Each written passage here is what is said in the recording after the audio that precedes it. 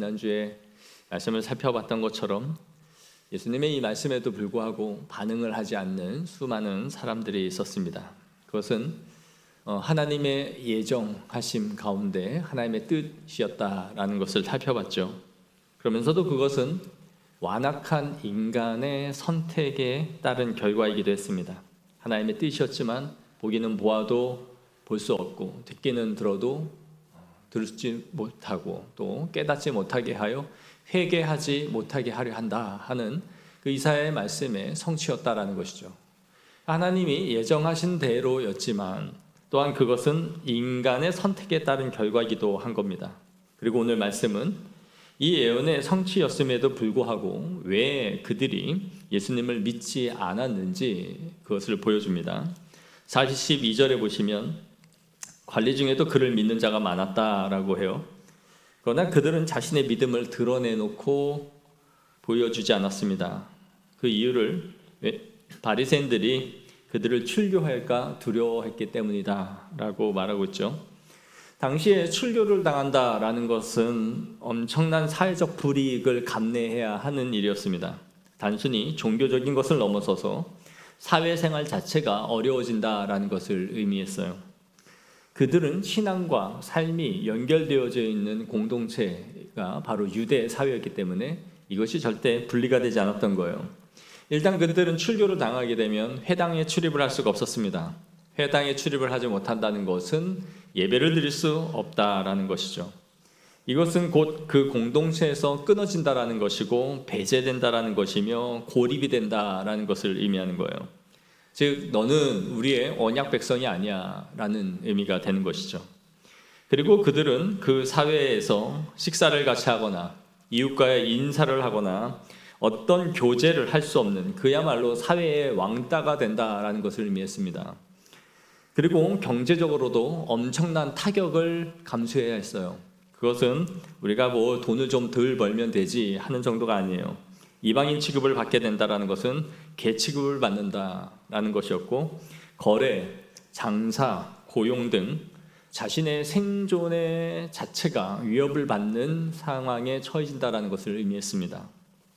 그러니 그들이 예수님의 이 말씀을 듣고 믿는다 해도 드러낼 수 없었던 것이죠. 이 정도면 그들이 드러내지 못하는 믿음이 뭐 이해가 간다 할 수 있을런지 모르지만 요한은 이러한 그들의 행위를 그냥 안타까워하는 것으로 끝나는 것이 아니라 예수님을 따르는 자들이 많았다라고 말하면서도 그들의 마음의 중심이 어디에 있었는지를 헤집혀 놓고 있습니다. 집어내고 있는 것이죠. 43절을 보십시오. 그들은 사람의 영광을 하나님의 영광보다 더 사랑하였더라. 이게 본질이었다라는 거예요. 그들이 구한 것은 사람의 영광을 구했기 때문에 그들은 자신의 신앙을 드러내지 않았다라고 핵심을 짚어버린 겁니다. 요한복음 5장 44절에 너희가 서로 영광을 취하고 유일하신 하나님께로부터 오는 영광은 구하지 아니하니 어찌 나를 믿을 수 있느냐. 이미 앞서서 너희는 사람의 영광을 구하는 사람들이다 라고 짚어내셨어요. 이것을 통해 우리에게 말씀하시는 것은 은밀하고 비밀스러운 믿음은 하나님을 기쁘시게 하지 못한다라는 것입니다. 억압받는 사회에서 은밀한 신자들이 있을 수 있고 또 교회가 전략적으로 그러한 시기가 존재할지는 모르지만 은폐된 믿음은 언제나 사람을 두려워하고 사회의 눈치를 보며 신앙을 감추며 살아가는 것입니다. 그들은 세상에서 일어나는 충돌과 불이익은 피할 수 있을는지는 모르지만 그리스도를 기쁘시게 하는 제자가 될 수 없다라는 것을 성경은 말하고 있는 거예요. 수많은 사람들이 이 시대에 익명의 그리스도인으로 살아가고 싶어 합니다. 회사나 주변 사람들에게 어울리면서도 성도라는 것을 잘 드러내지 않죠. 저는 북한에 있는 성도들이 나는 예수 믿는 사람입니다 라고 소리를 치다가 순교를 작심하고 죽어야 된다 라고 말하지 않습니다. 그들은 전략적으로 숨어서 지내야 되는 사람들이에요. 그러나 만약에 자신의 신앙이 발각이 된다면 그들은 죽음으로 그의 신앙을 보일 수밖에 없는 것이죠. 하지만 우리는 감출 필요가 없는 사람들입니다. 우리에게 죽음을 요구하는 사람들은 없습니다. 하지만 이 시대는 잠시 조금 손해보는 것이 두려워서 신앙을 감추죠. 유대인들처럼 사회에서 따돌림을 당하거나 내가 어디 가서 취업을 못하는 것도 아니고 대학에 신앙이라는 것 때문에 진학을 못하는 것도 아님에도 불구하고 우리는 믿음의 걸음을 포기해버립니다. 수많은 사람들이 그 한낮 몇 푼 나의 그 불이 받는 게 그게 싫어서 우리는 예수님을 감추어 버리는 것이죠.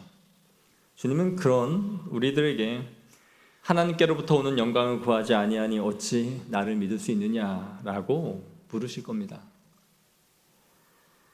이들의 삶이 예수님이 추구하신 삶과 얼마나 다른지를 말씀해 줍니다. 요한복음 7장 41절 우리가 살펴본 말씀입니다.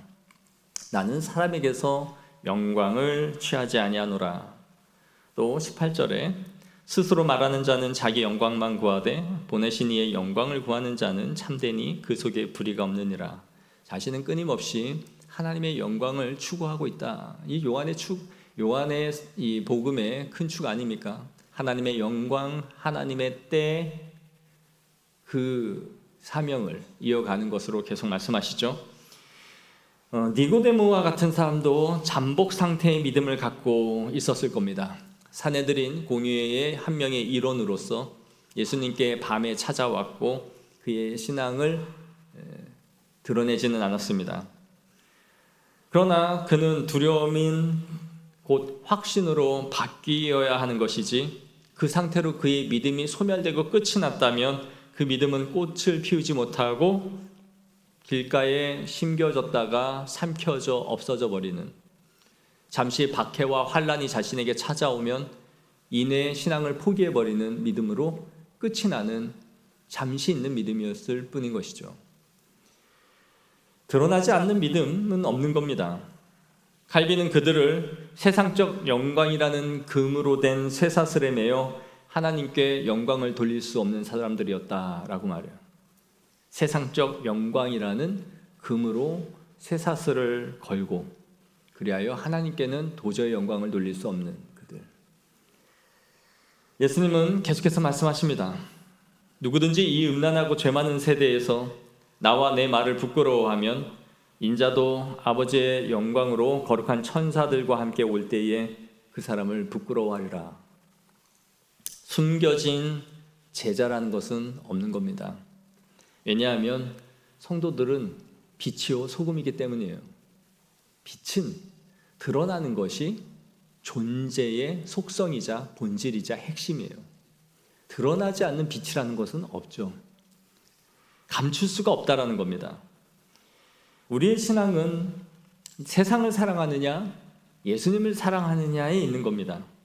예수님을 포기하고 세상을 사랑하거나 세상을 십자가에 못 박고 예수님을 선택하느냐, 항상 이 두 가지만 있을 뿐입니다. 물론 우리는 극단적으로 이거 아니면 저거 라는 식으로 선택하는 것은 아니죠. 우리에게 자녀에게 공부냐 신앙이냐, 공부를 선택할 거야 신앙을 선택할 거야 이런 질문은 없습니다. 공부가 신앙이 되게 하는 것이죠. 물론 우리에게 죽음에 처한 상황에서 둘 중에 하나를 묻는다면 나는 신앙을 선택하겠다라고 가야 되죠. 그러나 우리에게 처한 환경은 그렇게 죽음으로 내몰면서 양극단으로 묻는 경우는 없습니다.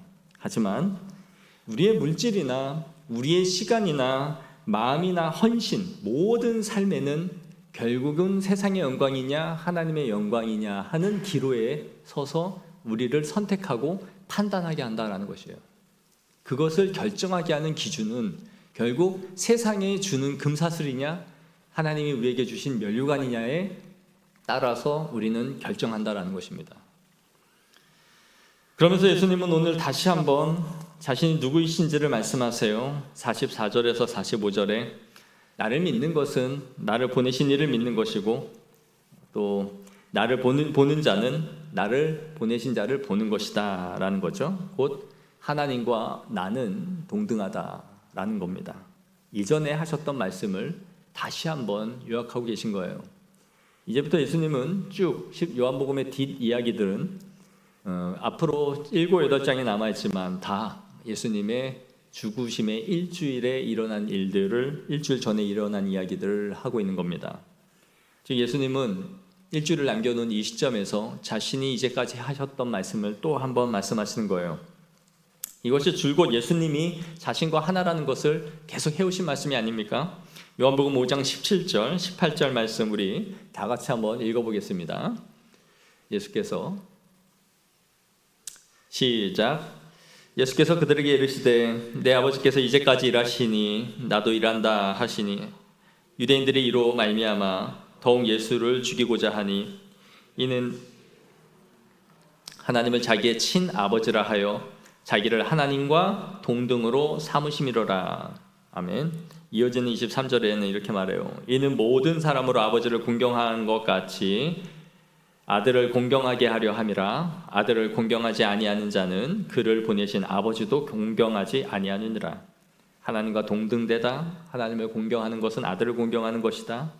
나를 믿는 것은 나를 보내신 이를 믿는 것이다. 나를 보는 자는 아버지를 본 것이다. 계속 같은 맥락에서 하시는 말씀이죠. 하나님과 나는 하나야. 동일한 본질이시다라는 거죠. 그러므로 예수님은 하나님의 최고의 계시예요. 하나님 자체를 보이신 거예요. 보이는 하나님으로 우리에게 오신 거예요. 예수님을 아는 것이 곧 하나님을 아는 것이에요. 그분을 믿는 것이 곧 하나님을 믿는 거예요. 나로 말미암지 않고는 아버지께로 갈 자가 없다. 나를 통해서만 하나님을 볼 수 있다라는 거예요. 이토록 이것을 강조하신 이유는 유대인들이 자신들을 늘 하나님의 선민, 하나님의 백성들이라고 자처했기 때문입니다. 그들은 하나님을 늘 믿는다고 했어요. 그런데 아이러니하게도 하나님의 아들을 믿지 않았던 겁니다. 지금까지도요. 그들은 예수님을 죽인 이유가 신성 모독죄 아니었습니까? 네가 하나님을 모독한다는 거예요. 하나님을 모독한다는 이유로 하나님의 아들을 죽인 겁니다. 하나님을 사랑하기 때문에 그의 아들을 죽였어요. 엄청난 모순이죠. 하나님을 너무너무 사랑하기 때문에 그의 아들을 죽인 거죠. 왜요? 예수는 하나님의 아들이 아니니까요. 자기들에게. 바울이 왜 그렇게 유대인들을 핍박하며 죽이고 박해했습니까? 왜 그들을 잡으려고 혈안을 했습니까? 그는 난지 8일 만에 할례를 받고 가말리엘 문화에서 율법의 전통을 배웠고 율법 교사였고 바리새파 중에 바리새파였다. 그런데 왜 그렇게 기독교인을 싫어했냐? 하나님에 대한 열심이 특심한 사람이었기 때문이에요. 그러니 하나님을 사랑하니 유대교를 믿는 하나님을 거부하는 기독교인들을 죽여야 됐던 것이죠. 그러나 하나님과 예수님은 하나이심을 계속해서 말씀하고 있고 바울은 다메섹 도상에서 그 이후에 그가 하나님의 아들임을 알게 된 때에야 자신이 잘못된 일을 하고 있다는 것을 알았던 거죠. 오늘날 하나님을 믿으면서도 예수님을 믿지 않는 종교가 얼마나 많은지 여러분 아십니까? 하나님을 믿으면서도 예수님을 믿지 않는 종교가 이 세상에 다라고 보면 돼요. 이슬람교 하나님을 믿습니다. 그들은 예수님을 부정합니다. 그들이 말하는 알라는 유일하신 하나님이죠. 우리가 믿는 하나님입니다. 그러나 예수님은 그들에게 한 명의 선지자일 뿐이에요.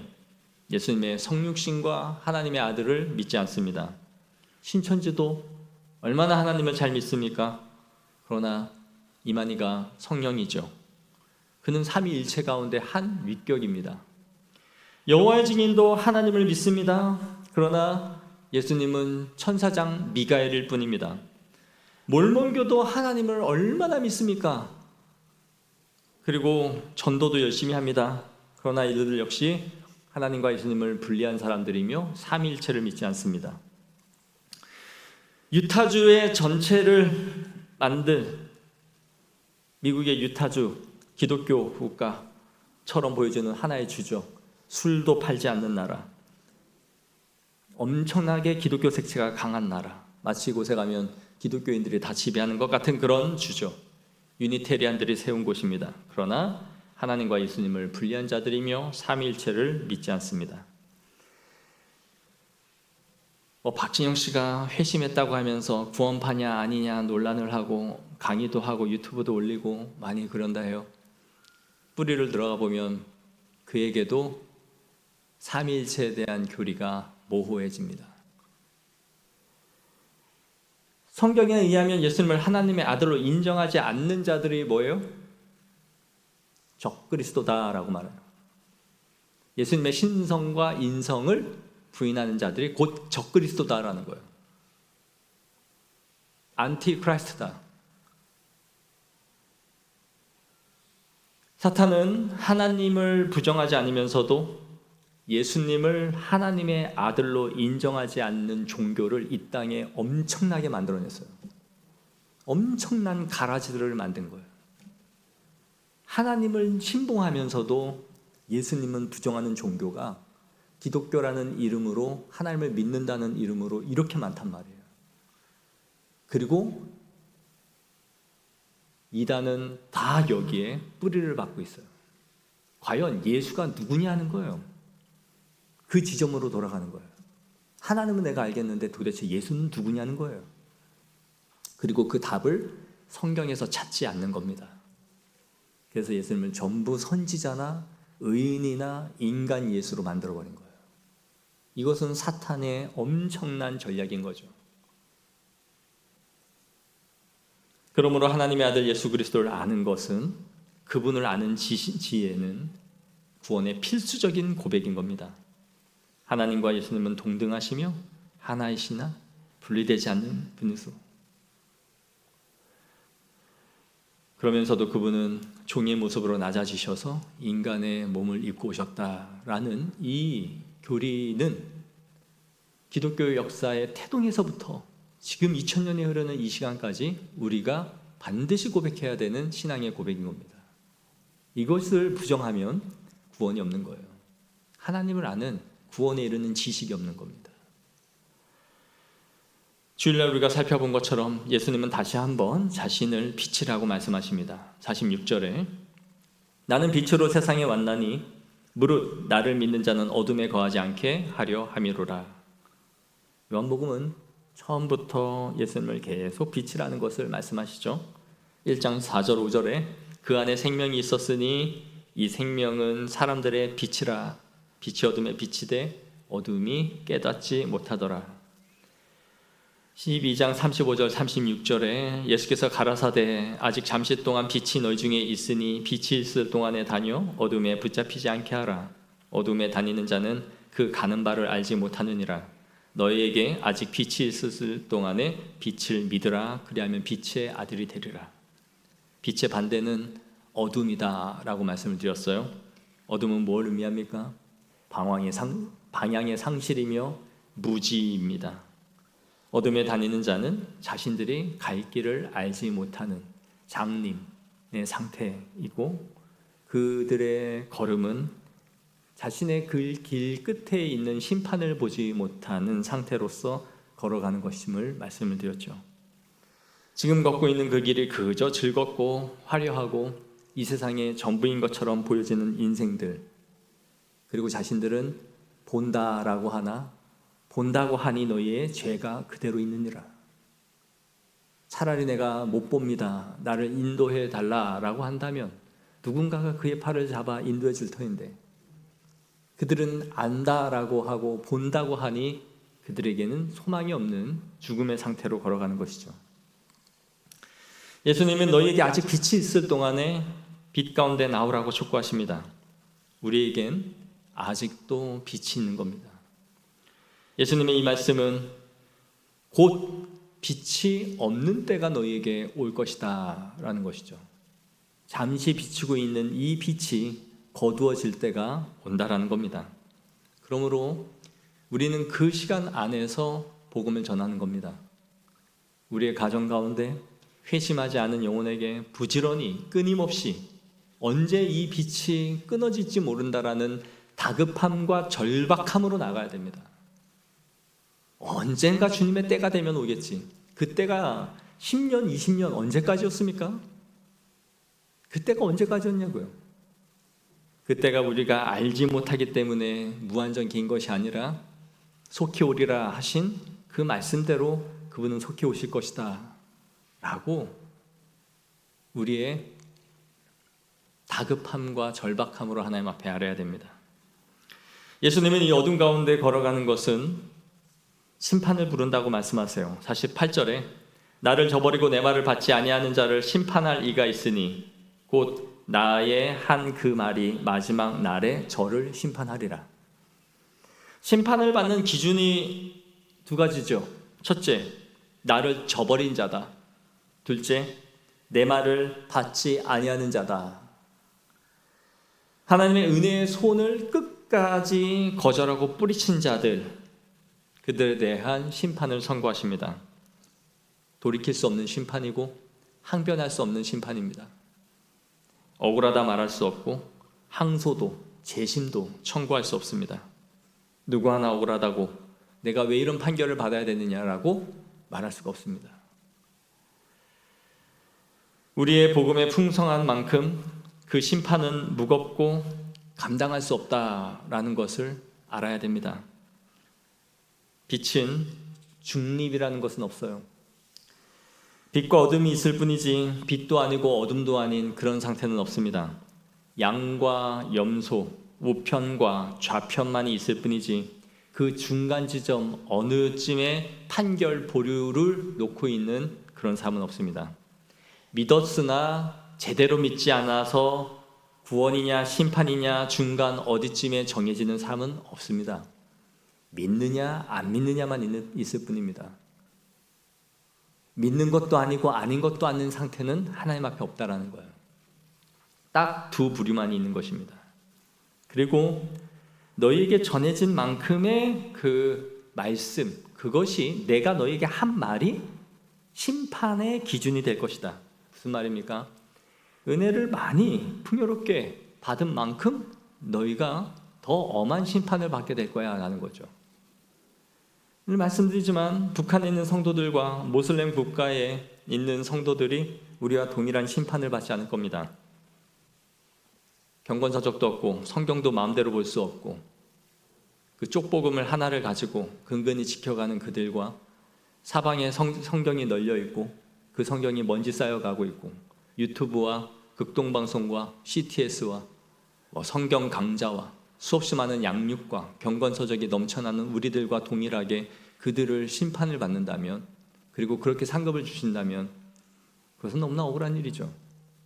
하나님은 우리에게 많이 맡기셨고 한국 교회에 더 많은 것을 요구하실 것이며 목회자와 성도들에게 역시 그러하실 것입니다. 그렇기 때문에 은혜는 반드시 책임이 있는 겁니다. 무거운 거예요. 예수님은 곧 내가 한 그 말이 마지막 날에 그를 심판하리라. 내 말이 심판의 기준이 될 것이다. 예수님이 전해주신 모든 말씀은 구원으로의 부르심이었던 거죠. 그리고 회개하는 자들마다 죄사함을 얻고 구원에 이를 것이다. 그리고 오늘 말씀은 동시에 심판의 기준이 될 것이다 라고 말씀하는 거예요. 복음과 심판이 동일하게 지금 선포되고 있는 것이죠. 오늘 말씀 안에는 돌이키라는 이 복음의 선포와 이어지는 내 말의 기준대로 너희가 심판을 받을 것이다 라는 것을 일관되게 말씀하고 있는 것이죠. 사랑과 공의, 복음의 선포와 심판, 이 두 가지의 물줄기가 한 줄기가 되어서 흘러가고 있는 것입니다. 자신이 죽으시기 일주일 전에 이 말씀을 하심으로써 다시 한번 빛 대신 예수 그리스도 앞으로 나오라는 강력한 최후의 통첩을 지금 하고 있는 것이죠. 그러나 우리는 하나님이 우리를 심판하는 것을 목적으로 하시는 분이 아니다라는 것을 알아야 됩니다. 36절에 너희에게 아직 빛이 있을 동안에 빛을 믿으라. 그리하면 빛의 아들이 되리라. 은혜의 빛이 비치고 있는 지금 너희가 빛의 아들이 되라는 겁니다. 47절에도 어떻게 말씀합니까? 세상을 심판하려 함이 아니요 세상을 구원하려 함이라 그렇게 말씀하시죠. 요한복음 3장 17절에도 하나님이 그 아들을 세상에 보내신 것은 세상을 심판하려 하심이 아니요 그로 말미암아 세상이 구원을 받게 하려 하심이라. 그래서 얼마나 적극적으로 말씀하시는가? 내가 심판한다라고 말씀하지 않으시는 거예요. 내가 심판하지 않는다.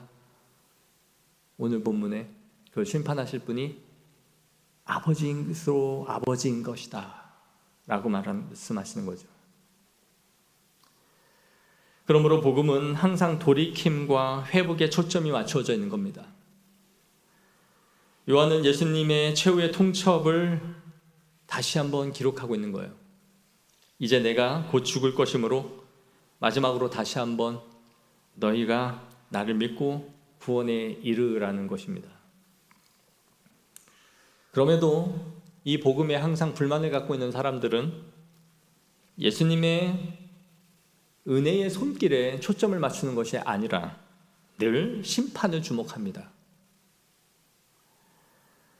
지가 무슨 권리로 자신을 믿지 않았다는 이유만으로 우리를 멋대로 예정을 하고 우리의 삶을 그분께 드리지 않았다는 이유만으로 사람을 지옥에 던지느냐라는 거죠.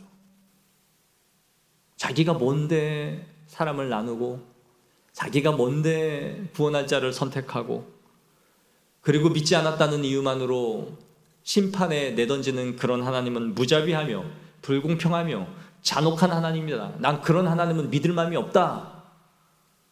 그러고 저항을 하는 겁니다.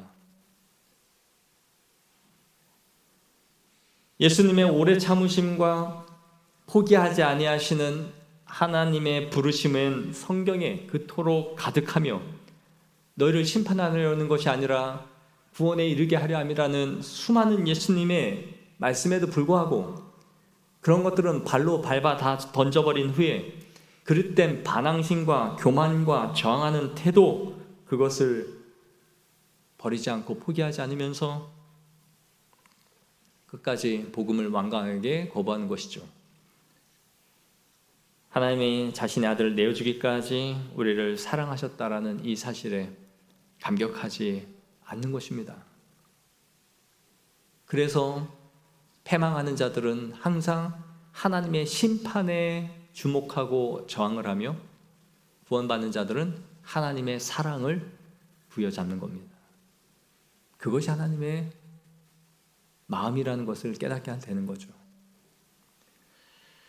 49절에 내가 내 자의로 말한 것이 아니요 나를 보내신 아버지께서 내게 말한 것과 이룰 것을 친히 명령하여 주셨으니 나는 그의 명령이 영생인 줄 아노라. 우리 예수님은 하나님의 말씀에 충실한 대변자였음을 다시 보여주죠. 내가 자의로 말하지 않는다. 내가 그분의 메시지를 변경하며 내 의지대로 전하는 것이 없다라는 겁니다. 우리가 예수님의 길을 따라간다는 것은 하나님의 말씀에 얼마나 충성되었느냐, 그리고 그것을 전달하고 선포했느냐 하는 것, 그것이 이 시대의 교회와 목회자들의 사명입니다. 그 이상도 그 이하도 아닐 겁니다. 예수님은 철저히 하나님의 말씀에 자신을 의존하신 거죠. 아버지가 말씀하신 것을 그대로 증거하셨고 자신이 보신 것을 그대로 말씀하신 대언자로 우리에게 오신 겁니다. 그래서 예수님의 삼중직 가운데 하나는 바로 선지자이셨던 거죠. 그분의 말씀을 우리에게 그대로 주신 분이었습니다. 우리는 예수님의 이러한 표현들을 볼 때마다 조금만 자제하셨으면, 조금만 양보하셨으면 그분은 죽지 않으셨을지도 모른다라는 생각이 들지 않습니까? 자신에게 제자가 되겠다고 찾아온 사람들에게 좀 쉬운 방식을 제시하시고 사람들을 물리치지 않으셨다면 더 많은 사람들이 예수님께 매력을 느끼고 제자가 되어보겠다라고 그분을 따르지 않았을까 하는 생각이 들지 않느냐는 거예요. 굳이 아버지께 죽은 아버지를 장사하고 오겠다는 사람에게 죽은 자들로 죽은 자를 장사하고 나를 따르라, 손에 쟁기를 잡고 뒤돌아보는 자는 합당치 않다. 그러한 말씀으로 제자가 되겠다는 사람들을 굳이 물리칠 필요가 있겠느냐 라는 생각이 들지 않느냐는 겁니다. 그러나 늘 예수님의 사역을 볼 때마다 예수님은 전혀 그런 방식으로 제자들을 어중이 떠중이 긁어 모아서 우리가 한 무리가 되어보자라고 말씀하신 적이 없었다라는 것이죠. 하나님의 말씀을 가감하는 방식으로 무언가를 이뤄보려고 한 흔적이 전혀 드러나지 않았다라는 거예요. 그러므로 이 땅의 교회의 사명은 예수님이 하신 것처럼 하나님의 뜻을 온전히 전하는 겁니다.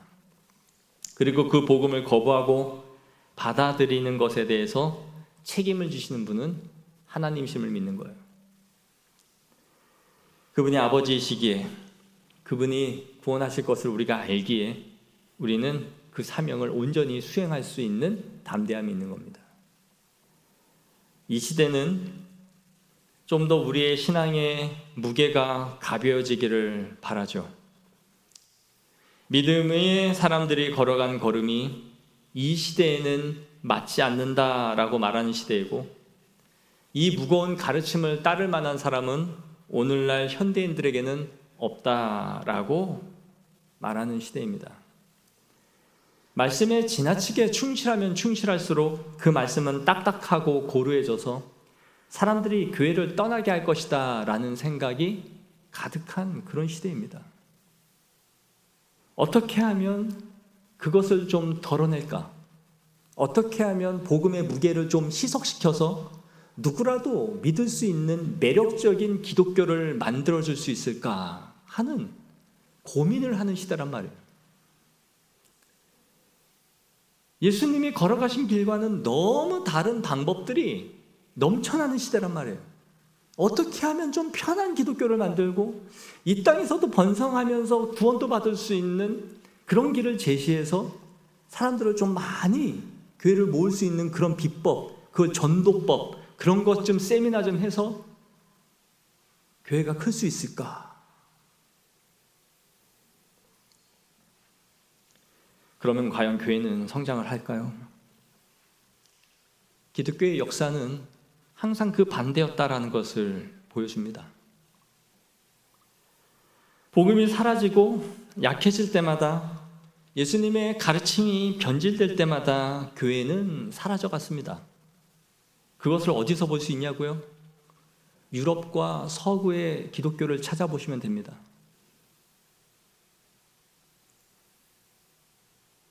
프랑스나 영국이나 다 기독교를 전파하고 선교사를 파송했던 그 나라들이 지금 어떻게 됐느냐는 거예요. 선교사를 보낸 나라가 선교사를 받는 나라가 되었습니다. 교회는 팔리고 예배당이 식당으로 바뀌고 강대상은 VIP 음식점이 되고 밑에는 그 다음 석이 되는,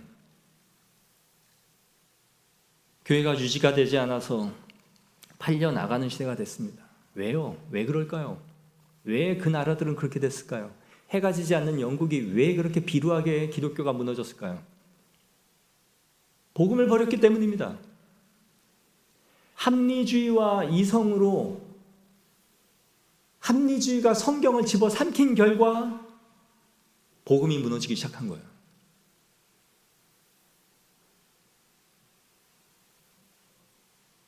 그리고 교회는 사라지고 명목상의 그리스도인들이 교회를 채워가면서 힘을 잃고 만 것입니다.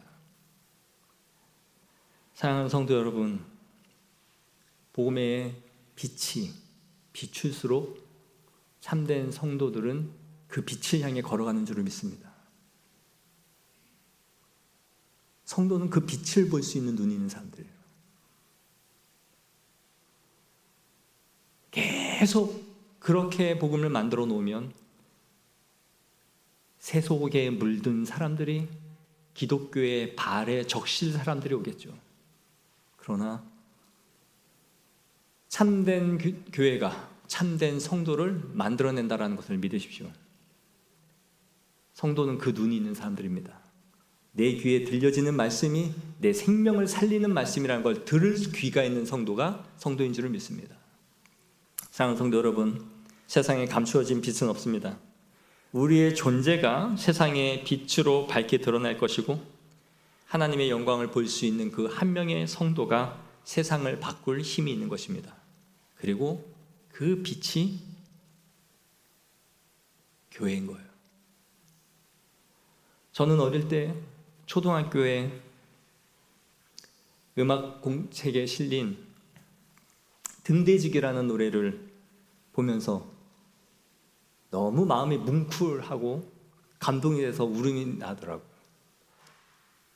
가사가 다 기억나는지 모르지만 그 얼어붙은 달 그림자 어디에 잡니까?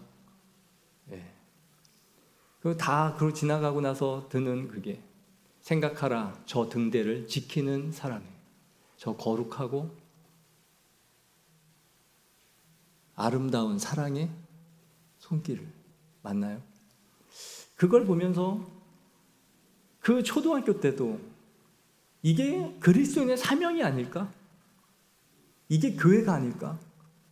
그 망망대해에 그 등대에 불을 밝히는 그 사람. 지금은 다 전자식이 돼서 사람이 이제는 등대를 밝히는 곳이 전국에 옛날 다큐멘터리에 이제 한두 군데 남았다고 했나 하는 걸 봤어요. 그러면서 다큐멘터리에 그 등대지기가 나오는데 도시락을 아내가 일주일에 한 번씩 싸가지고 가면 그 몇 칸 되지도 않는 그 사다리 타고 올라가서 거기서 먹고 자고 하면서 밤이면 수동으로 그걸 돌려서 등대를 밝히는 거예요. 그 얼마나 외롭고 저 사람의 직업으로서 저게 얼마나 척박할까. 근데 밤에 그 불빛을 보고 한 배가 길을 찾을 수만 있다면 그는 자신의 그 소임을 계속해서 다해가는 거죠. 교회는 그런 겁니다. 우리가 등대지기요 이 세상의 빛입니다. 반드시 그 빛을 보고 구원에 이른다는 것을 믿고 기도하며 복음을 증거하십시오. 그리고 하나님이 일하실 것을 기대하십시오. 주님께서 우리와 함께 하실 것입니다. 기도하겠습니다. 하나님 아버지, 우리 주님이 우리에게 말씀하신 그 길대로 걸어갈 수 있는 담대함과 이 시대를 거스르는 믿음을 주시옵소서. 세상이 다 그렇게 간다 할지라도 우리가 옳은 길을 말씀 안에서 찾아갈 수 있는 그 한 줄기의 빛이 되게 하사 주님께서 이 땅을 굽어 보실 때에 우리를 보시면서 미소 짓게 할 수만 있다면, 주님의 마음을 시원케 해드릴 수만 있다면 우리가 등대지기로 주님이 비치시기에 그 빛이 되어 주님의 빛을 비출 수 있는 그러한 사람들이 될 수 있도록, 우리 교회가 그렇게 나아갈 수 있도록 성령의 기름을 부어 주시옵소서. 전능하신 예수님의 이름으로 기도하옵나이다. 아멘.